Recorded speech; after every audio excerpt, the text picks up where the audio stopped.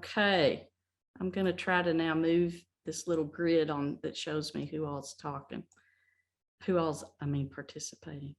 All right, so I want to talk to you today about this unique figure in Ozark history, gospel songwriter Thoro Harris. And in coming up with the title, I was looking among his vast, and the man literally wrote thousands and composed, published thousands of gospel songs. And when I'm saying gospel songs, I'm thinking if you grew up in a tradition that used the kind of old time 4-part harmony gospel songs in church, that's the kind of songs Thoro Harris was well known for. And I saw this one coming up the road. And if you see in verse 3, third stanza, sing on, pray on. And that just struck me as a good introduction title for discussing his life, because he was certainly tenacious in his quest to do the Lord's work as he saw it through writing gospel songs. All right, but let's see. So I came to know Thoro Harris from this little unassuming little songbook that was donated to the Shiloh Museum from Monty Harris, our good friend at the Rogers Historical Museum. And I'm having trouble remembering the exact situation, but Monty donated this back in the late 1990s. Shiloh was doing an exhibit on church history in Northwest Arkansas. And Monty was helping us. She is, of course, a Benton County authority on history, and especially knowledgeable about church history. And I feel like she told me about Thoro Harris and donated this songbook to us. And so that was the first time that I had heard of him. And the fact that there's a gospel songwriter cranking out these songbooks in Eureka Springs was just fascinating to me. So I want to give a thank you to Monty for bringing Thoro Harris to light for me and for donating this little songbook to the Shiloh Museum. So Thoro Harris, he is a fascinating character. He was born in 1884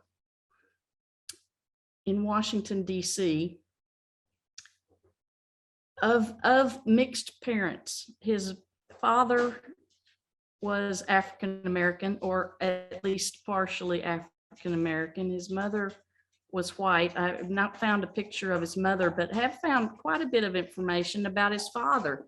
This is Thoro Harris's father, Dr. Joseph Dennis Harris, who was a freeborn physician.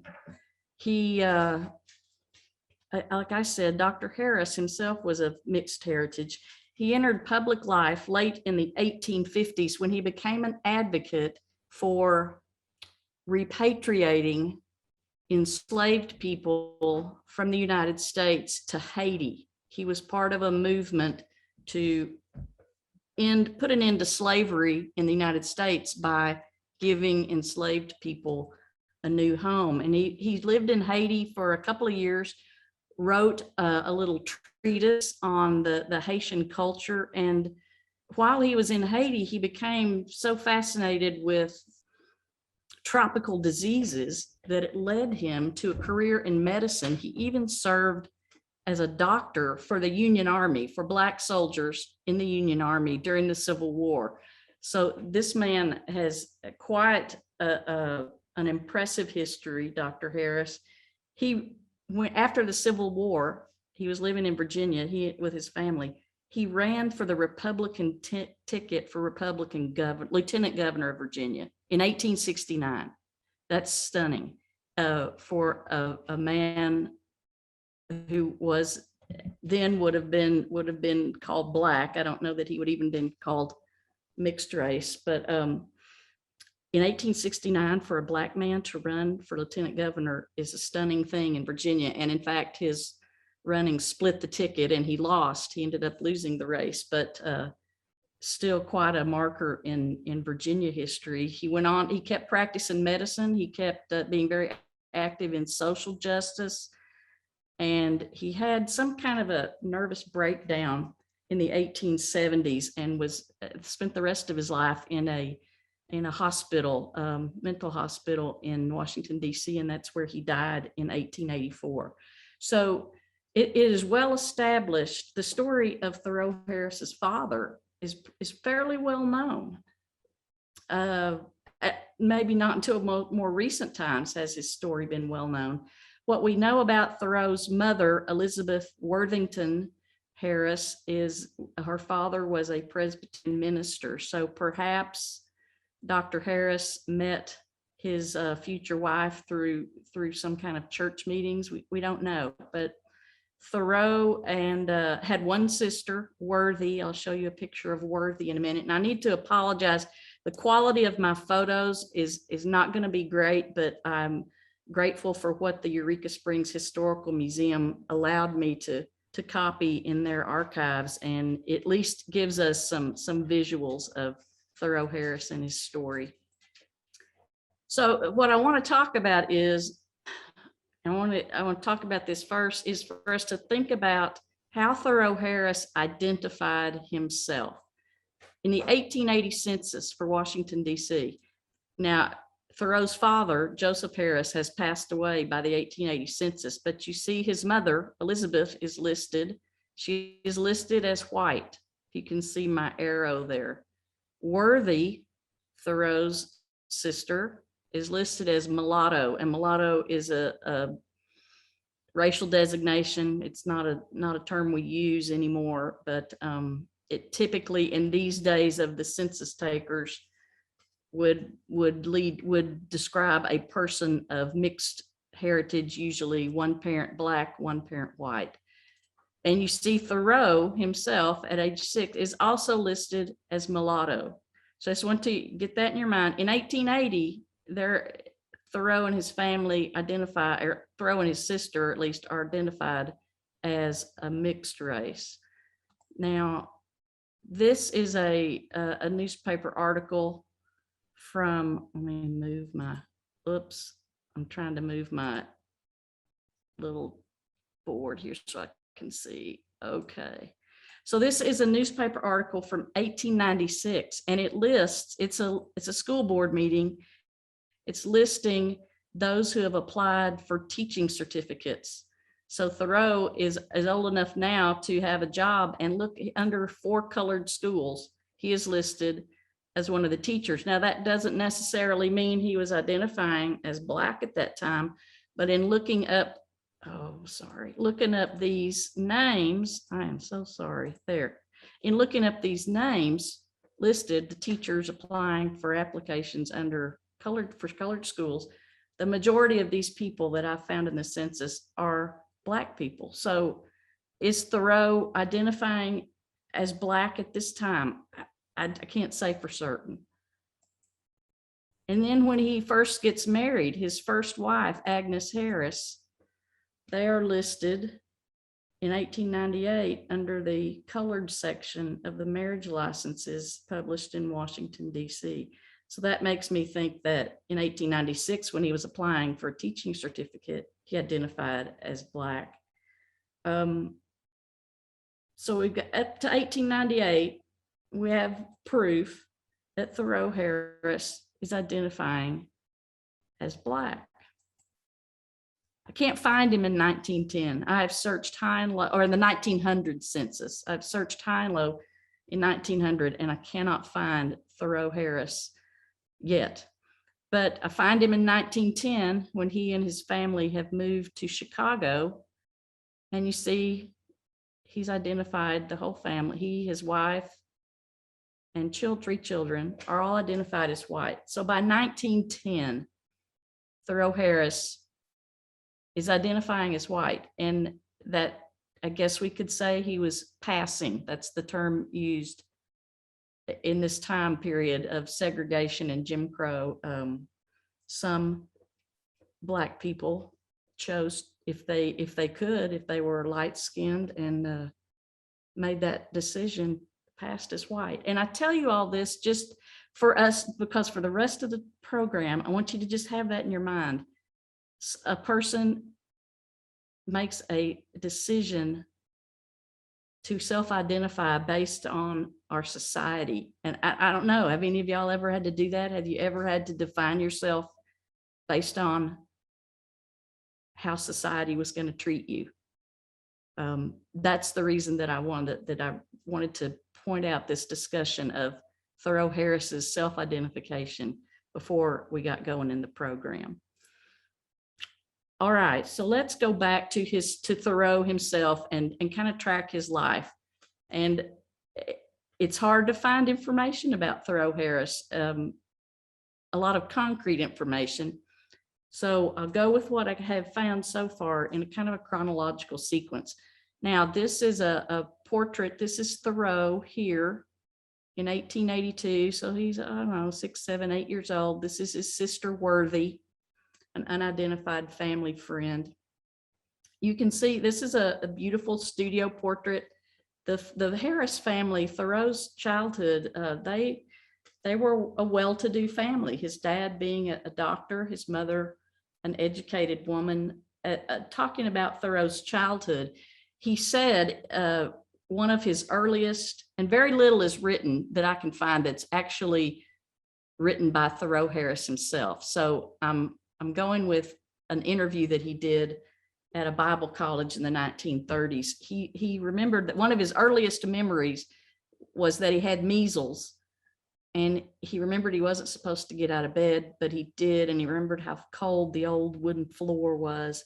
He also said that he composed his first melody at the age of 4. And by the age of 11, he had created his own system of musical notation. I haven't found no written survival of that, but he was a gifted child musically at a very young age. And he said as a child, we took lessons on the piano, but it was not until I entered college at the age of 15 that I undertook technical studies such as harmony, counterpoint, and musical forms. So his childhood was one of relative well-being and social status within the community, and had a great education.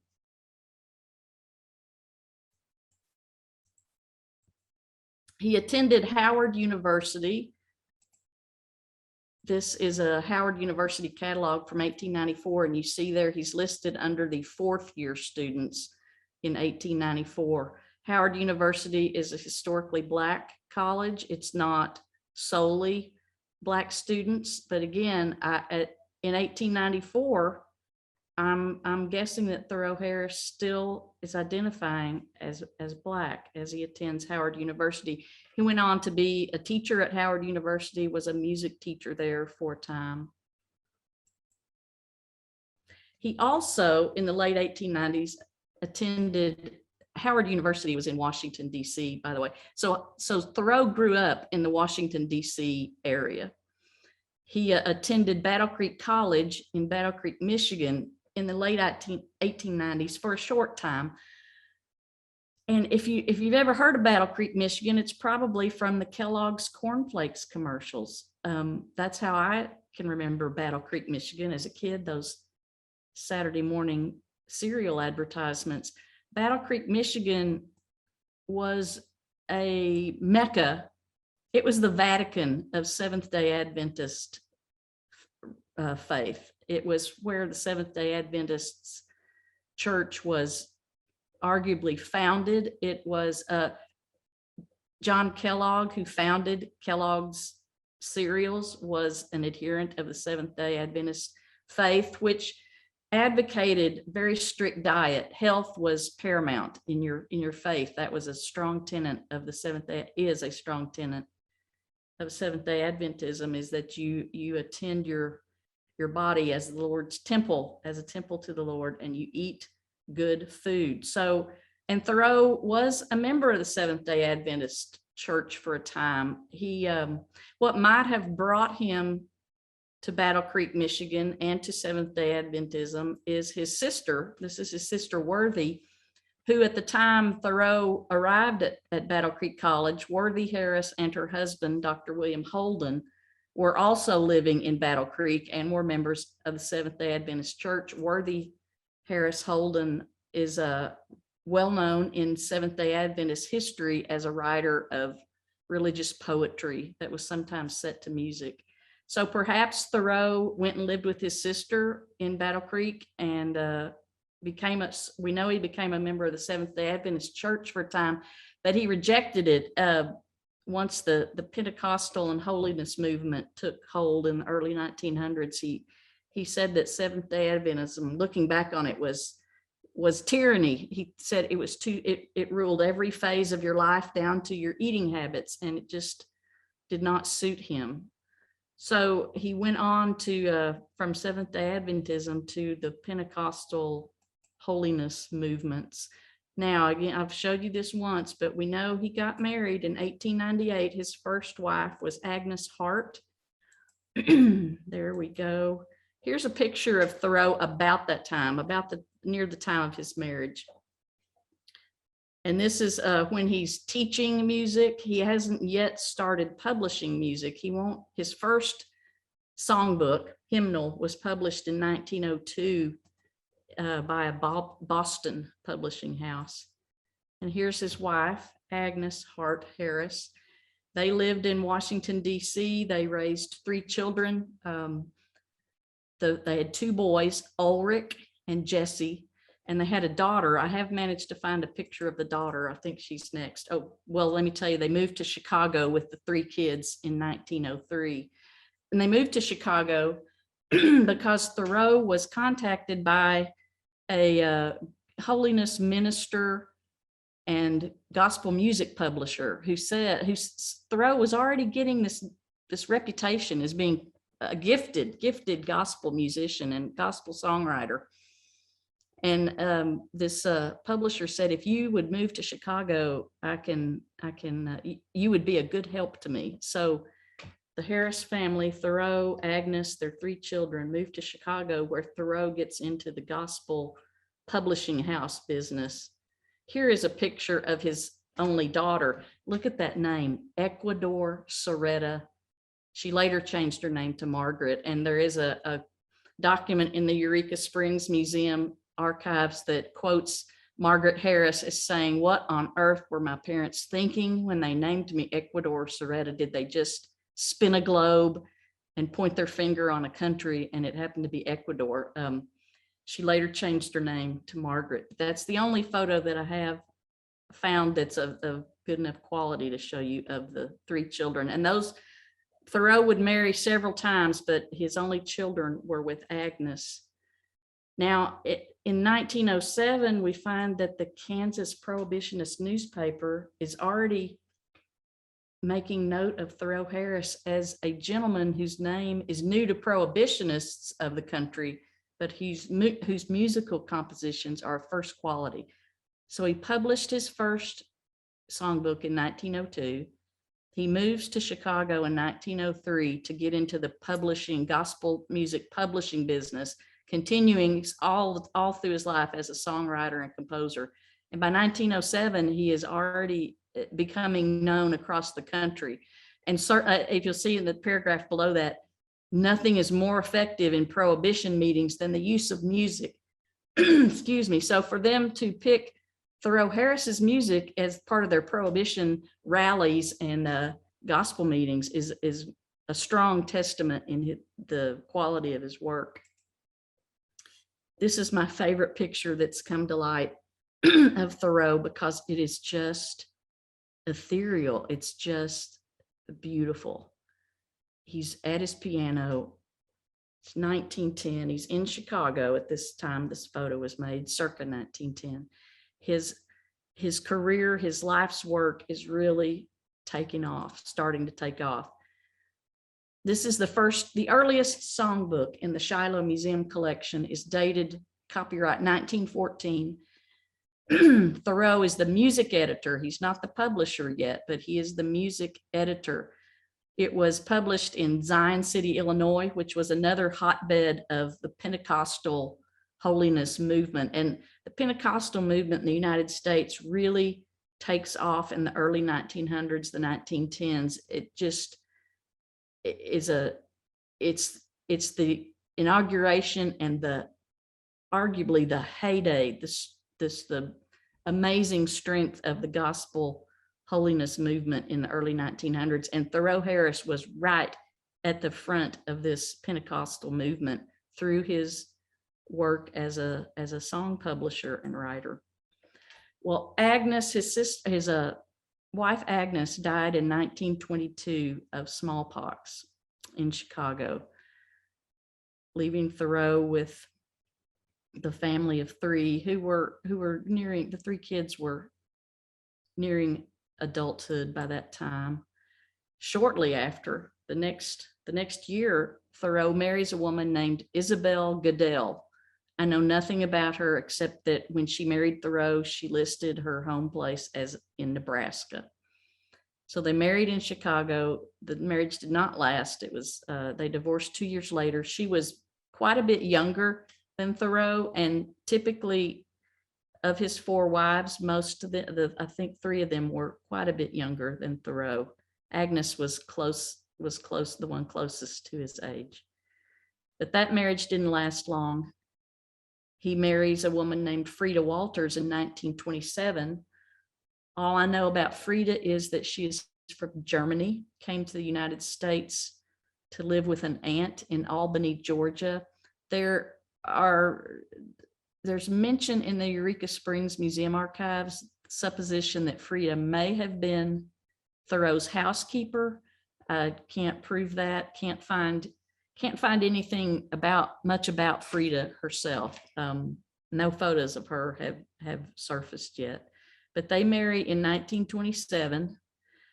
And here in 1930, just to show you from this Rock Island, Illinois Argus newspaper, Thoreau is very involved, not just in songwriting, but in preaching and leading gospel songs, especially during revivals. And you see that he is listed here as being, I don't know if I've got a red, I'm not going to click because I don't know if I've got a red highlight, but the first sentence, Thoro Harris of Chicago, hymn writer and evangelist, assisted by Reverend L.W. Triplett, also of Chicago. I love this. Reverend Triplett had the nickname of the Babe Ruth of the gospel. Well, I had to follow that rabbit a little bit, and Reverend Triplett is mentioned in newspapers throughout his day, his heyday of the 1930s, as the Babe Ruth of the gospel. He evidently was an incredibly tall, strapping fella. And of course, this is Babe Ruth's heyday. So what a great way to get people to come to a revival, but to hearken to the Babe. So Thoreau's involved in all aspects of the holiness movement, from preaching to songwriting to playing the piano at revivals. He and Frida moved to Eureka Springs, Arkansas about 1930. Now there's some have said, well, they moved there because of her health. There's nothing to substantiate that Frida was in poor health or that their move had anything to do with health.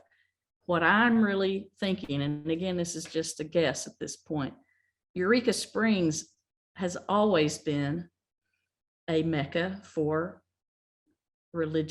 folks of maybe not mainstream religious beliefs. The Pentecostal movement in the early 1900s was certainly a far cry from the Baptist, Methodist, Presbyterian, Episcopal, Catholic, mainline churches. So Eureka Springs became a well-known destination for Assembly of God and holiness revivals.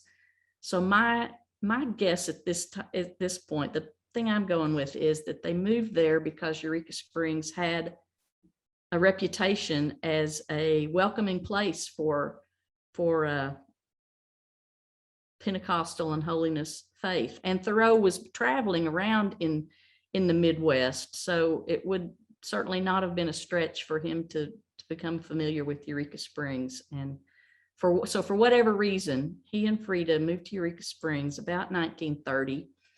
And this is the first songbook in the Shiloh Museum collection. And I'm trying to stick with, you can find pictures of his various songbooks, of which there were hundreds online, but I've chosen to show you photos that are of actual items that are in collections at the Shiloh Museum or at the Eureka Springs Historical Museum.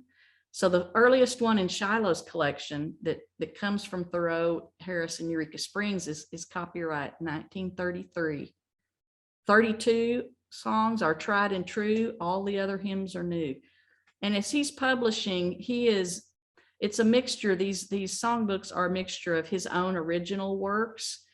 He'll take other words to other songs and put a new tune to it, or use a well-known folk tune to set that music, set words to that music.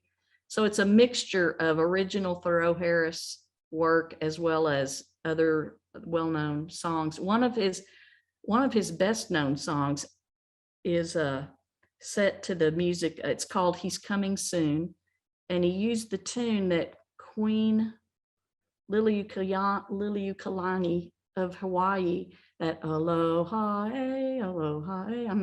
I'm sorry to subject y'all to my singing, but I bet you know the tune I'm talking about. One of his best known tunes is set to that. His best known gospel songs is set to that tune. Just going through the Shiloh Museum collection and following Thoreau's chronology. I love the artwork on this. This is a gospel book that Thoreau published in 1934, specifically for KVOO radio in Tulsa, Oklahoma. They were broadcasting for Jesus. And then this from the 1930s, it's not got a copyright date, but the songs therein all date to the 1930s. Gospel quintet songs. The beauty of these old time gospel songs is the harmonies, the singing in harmonies, and just I started to say visceral, but not necessarily visceral. I grew up in a church that was kind of visceral in that we didn't allow musical instruments. So you had the 4-part harmony at whatever level the congregation could do with their natural gifts. But oftentimes you will have musical accompaniment with these old gospel songs, and they are really quite, if you grew up in that tradition, they're really just lovely. Sing His Praise, again from Eureka Springs in the 1930s. So by 1934, we find this article that Thoro Harris is now mentioned as composer of many hymns and publisher of songbooks, and that he's in Baxter Springs, Kansas, for an apostolic faith rally believed to be the largest ever held. Hundreds of persons from many states are camped. It's a Holy Ghost revival, and Thoro Harris is in the forefront of this national movement. Down here at the bottom, Robert L. Parham. Now you have to be a real religious history geek, church history geek, for that to excite you. Robert Parham, it's a rock star of the holiness Pentecostal apostolic movement in the United States. So for Thoro Harris to be in the same camp meeting as a leader with Robert Parham, who is in charge of the camp meeting, who's the son of arguably the founder of the holiness movement, it puts Thoreau at the top of this religious movement in the United States. Here's a picture of Thoreau at Central Bible Institute in Springfield, Missouri, where he went and talked to the students there about songwriting in 1936. I'm guessing this photo is 1936, but can't confirm that. During his visit to talk to the students about songwriting and hymnology, he also talked about some of the gospel songwriters that he knew and respected, and talked about the Seventh-day Adventist Church and how it did not suit him. This is an interview where he talks about the tyranny of the Seventh-day Adventist Church and his move toward the holiness movement. Well, Frida, his wife Frida, that came with Thoreau to Eureka Springs, died in 1936. She's buried in the Eureka Springs Cemetery. So now Thoreau has has gone through 3 marriages. 2 ended in death, 1 in divorce.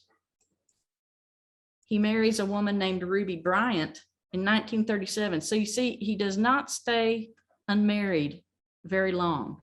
And his children are grown. His children do not come to Eureka Springs when he moves. So his children never had much of a connection with Thoreau's life or with Eureka Springs, with the time then. So he marries Ruby Bryant, 1937. Here is a picture of her. And I will say, as we're keeping in mind the fact that Thoreau, by this time in his life, from those 1910s on, he's identifying as white. Now, the question obviously comes to mind: Did his second wife, Isabel, know that of Thoreau's self-identity?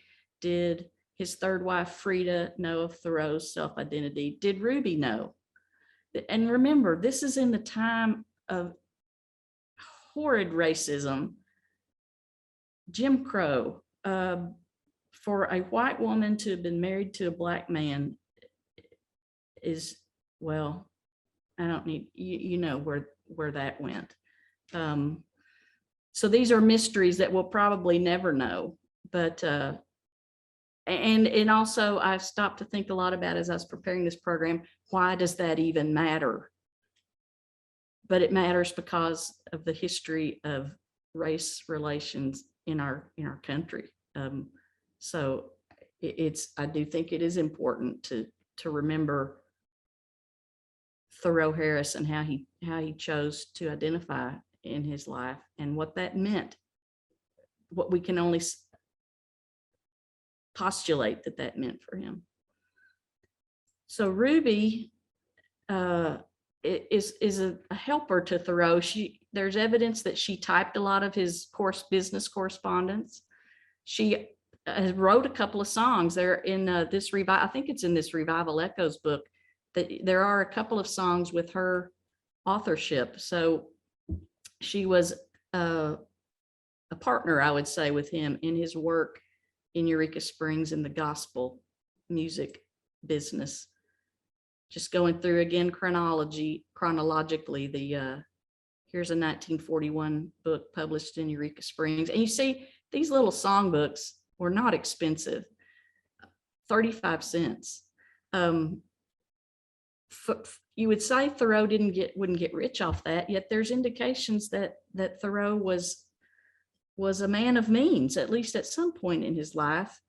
There are stories from Eureka Springs residents that he would loan money to folks. He was kind of had his own, not a bank, but he would loan money to folks, and oftentimes that didn't end well for him. He would get scammed.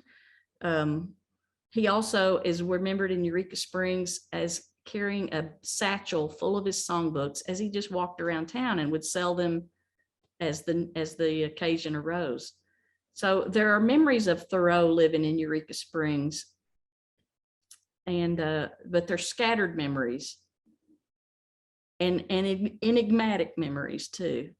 Again, I'll talk about that a little more, about his self-identification. I talked to a Eureka Springs older resident who said, well, I don't think anybody knew he was Black. And I don't think his wife, Ruby, knew he was Black. And I've seen other indications that, oh yes, people knew he was Black in Eureka Springs. It didn't matter. And then I've seen writings that, oh, we knew he looked a little different, but we thought he might have been Eastern European. So again, these are just things that cause me to stop and think about how we choose to or are forced to live our life, live our truths. 1943, Songs of Summerland.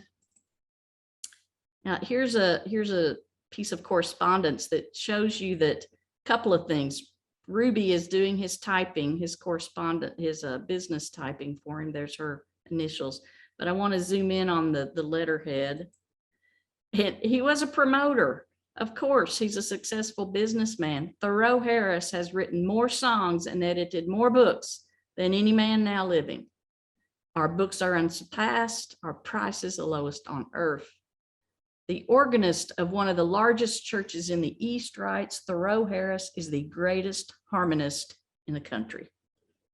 And I love how either he or Ruby have gone to the painstaking effort of penciling in the commas that the printer forgot to put in. Composer, comma, arranger of music, comma, publisher.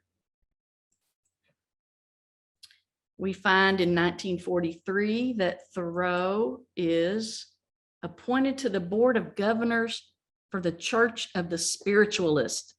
Okay, that's the church that believes in seances. So you see, he's fitting in. Eureka Springs is the perfect place for him to live because Eureka Springs has always welcomed people who march to a different drum.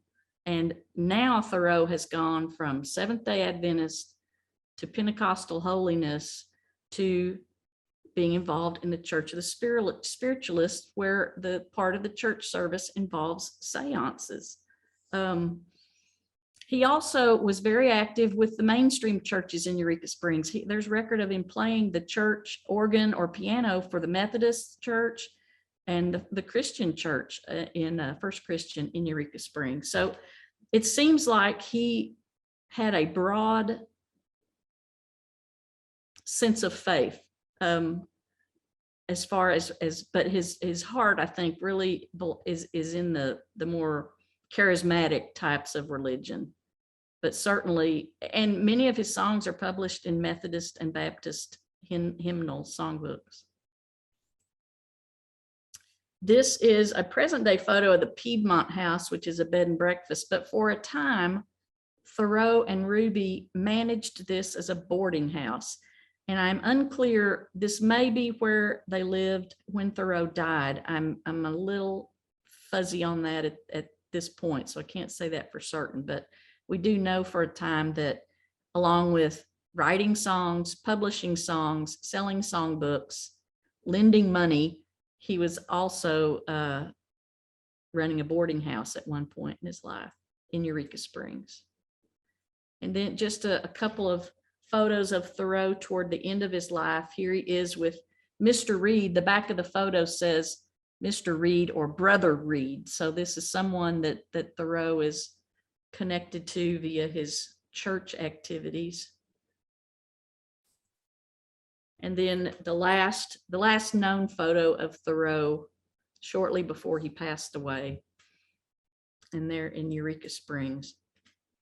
He is buried next to Frida in the Eureka Springs Cemetery. He died in 1955, and he is well known, not well, let's say he's well known in among Eureka Springs historians. Thoreau is well known and has been the subject of research off and on for many years. Mostly people that are coming in, I think, looking to maybe find copyright permissions for his songs, but he's not unknown among Eureka Springs folks, and from all accounts is one of the highly regarded citizens of Eureka Springs. A woman named Cora Pinkley Call was a folklorist and a writer, and one of the founders of the Ozark Writers and Artists Association, which in the 1930s and 40s and into the 50s was a who's who of Ozark literary and cultural people. Vance Randolph, Mary Parler, Rosa Marinoni, Ted Richmond, Cora Pinkley Call. So many of our literary figures were members of this association, and Thoreau was a member of the association. Cora Pinkley Call was also from Eureka Springs, and she was a dear friend of Thoreau's. And she wrote, when he died, she wrote a little column in the paper that was sort of an obituary, and I want to read you a bit from that. Let me get over here to my iPad where I've got it. I just want to read you an excerpt of an article written in the Eureka Springs paper shortly after Thoreau Harris's death in 1955. And this is by his friend, Cora Pinkley Call. All heroes do not die on battlefields, neither are they always known in their hometowns. Some, like Thoro Harris, give to the world great hymns, poetry, art, and music when struck down by affliction. While the world around him rushed on, Thoro Harris, forgetting himself and his suffering, gave to the world some of the loveliest hymns. Mr. Harris began writing hymns when he was 4 years old. He has written more hymns than any author, living or dead. He has published more than 100 hymnals, which are in use all over the world. Even when death laid its hand upon him, Mr. Harris sat at his table and penned his last words, "The light is almost over." Besides being a great hymn writer and composer, Mr. Harris was a friend to man. One time, a very wealthy man, Thoro Harris lost his wealth through lending a helping hand to men who took advantage of his generosity. He never turned a deaf ear to the needy and the downtrodden. He had no time for criticism of his fellow men except to their faces, and then it was constructive criticism. Eureka Springs has lost a great man and a good citizen. I personally have lost a great friend. It was my pleasure to visit in the Harris home after his affliction. I always found him cheerful and his pencil and pad at hand. Sometimes as we talked, he would jot down a word or two. We talked often of the eternal things. While he looked forward to getting on his feet again, he often talked of the golden age beyond, of which he had written so much. He looked forward to the crossing as a great adventure. It must have been a pleasant one, as his face reflected peace and happiness. A sample of a telegram, one of the many telegrams that has come to Mrs. Harris since Thoreau's passing, is this from Akron, Ohio. The sender says, "The church will sing Harris hymns as a living musical monument until Christ comes." And that really is true. What have I done, Rachel? There we go. That really is true. You can find hymnals in churches today that that still have Thoreau Harris's gospel songs as part of their offerings. His legacy that he leaves us beyond his music, again, as I've said several times in this talk, is the time for us to use his life to reflect. What does it mean to self-identify based on the pressures, the dangers of the world you live in?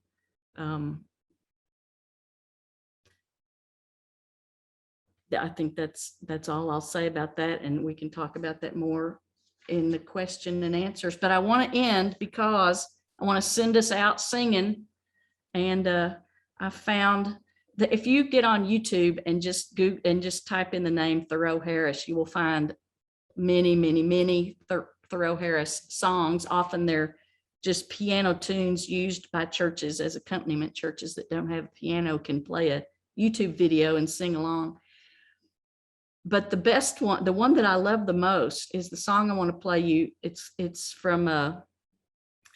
song that I used to title this talk. And I didn't know that this song existed in YouTube form until just last night, as I was searching because I wanted to send us out with music, not just because that's what you do at the end of a sermon, but because Sandra Birchfield is in the audience and she is the music guru of Ozark music.